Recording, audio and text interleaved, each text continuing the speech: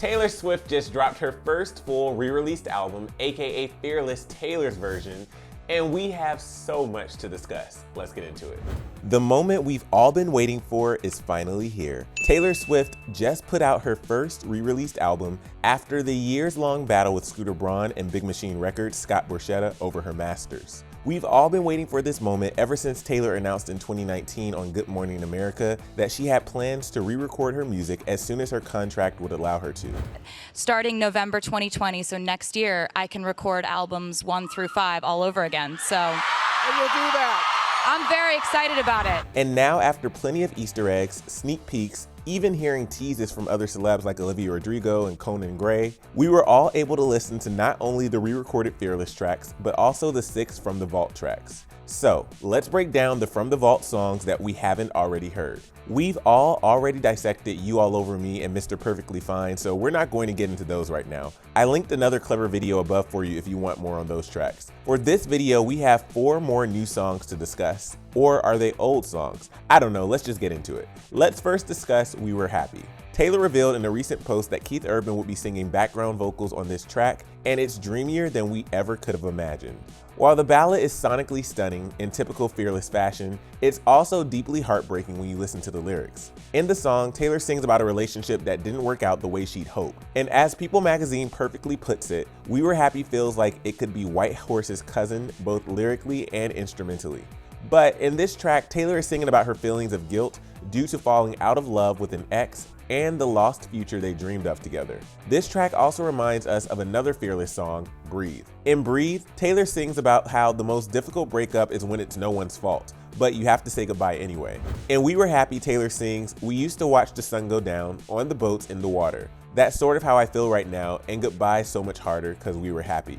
Heartbreaking, I know. I'm already getting emotional and it's only the first track we've dissected. Let's move on to That's When, which also features Keith Urban. On this track, Taylor and Keith sing as the roles of 2 exes who look back on a relationship that took a turn for the worse. They sing about whether or not to let someone back in after a betrayal in a relationship, and according to Genius, That's When was originally written for Fearless and sung just by Taylor, but it ended up getting cut. So when she brought the song out of the vault, she decided to make it a duet, and who better to sing alongside her than Keith? The reviews quickly started flooding in, with fans calling it things like the most elegant, heavenly, and gorgeous collaborations ever. And we truly couldn't agree more. Keith also took to social media to thank Taylor for including him on her re-released album, saying, "I hadn't heard our voices together since sitting in with you on the 1989 tour in Toronto. Magic. Congrats, Taylor Swift. You've got some gems in that vault.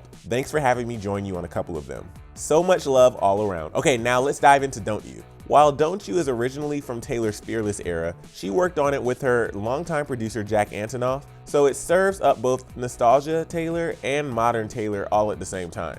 This is the combo we never knew we needed, but now cannot live without. The song lyrically reminds us of many of her other Fearless tracks, but it sounds like many of the other songs Taylor and Jack have worked together on for her Lover, Folklore, and Evermore albums. On Don't You, Taylor sings about running into an ex and romanticizing their past. She dives into feeling the pain of their history together and doesn't understand how her ex doesn't feel the same sadness that she does. Eventually, Taylor sings about picking herself up and moving on with her life, but not wanting to pretend that they're friends. The lyrics go, "So I walk out of here tonight, try to go on with my life, and you can say we're still friends, I don't want to pretend."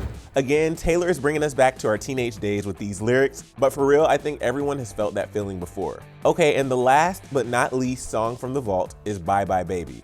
Bye Bye Baby has many of Taylor's favorite Fearless era motifs to include in songs like Driving, Metaphors, Heartbreak, Saying Goodbye to a Former Lover, and oh yeah, an incredible bridge. Fans cannot get over the bridge in this song, and neither can we. It feels like the perfect way to end Taylor's version of the Fearless album because it taps into so many of the Fearless themes while also showing off Taylor's impressive vocals. What's not to love? And while it isn't technically from the vault, we have to give an honorable mention to the Love Story Elvira remix because it's a total bop and we'll be dancing to it all weekend. Fans have been obsessing over the entire re-released Fearless album, so much so that it reached the #1 trending spot on Twitter in just minutes. Others pointed out that Taylor's version of Fearless reached #1 on the US iTunes albums chart in less than 10 minutes, which is the fastest of the year. And the significance of Taylor releasing this album is not lost on us at all. She is changing the future of the music industry with this major move, and she's only just getting started. Taylor still has 4 more albums that she is currently contractually able to re-record. That means more re-recorded albums and potentially more from the vault tracks. But if you want more on how Taylor re-recording her album will impact the music world going forward, click right over here for another Clevver News video, and then let us know which album you think she'll re-record next. We're hoping for Red, but let's get to chatting down in the comment section below. I'm your host, Emil Ennis Jr. You can find me on Instagram at Emil Ennis Jr. And I'll see you soon right back here on Clevver News. Bye, y'all.